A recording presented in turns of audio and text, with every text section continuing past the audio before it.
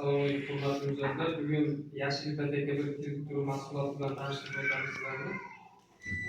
Yashil ipoteka kredituri bu rasmiy daromadga manbalariga ega bo'lgan O'zbekiston Respublikasi fuqarolariga ajratiladi.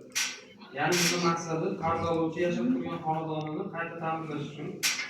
Ya'ni bunda quyosh panellari, 2 va 3 oynali derazalar, eshiklar, qozon, devor izolyatsiyasi, tom izolyatsiyasi, issiq ta'minoti, havo sovutish konditsioneri, sovuq quyoshli suv isitish va boshqa qurilishlarni sotib olish uchun ajratiladi. Tarkibi o'zgartirish bunga kirmaydi. Ya'ni buraygan funksiyaga ajratilmaydi, faqat ta'mirlash uchun.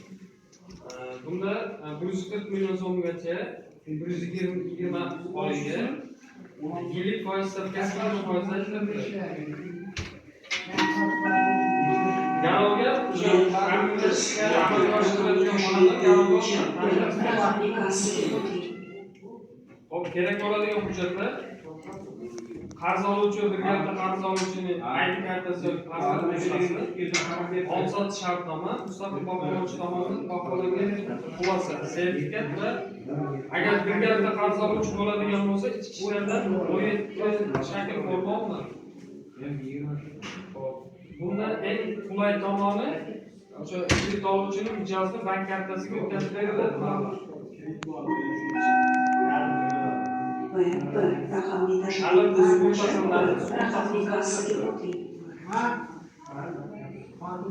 Agar ta'mirlanadigan xonadon qarz oluvchining o'ziga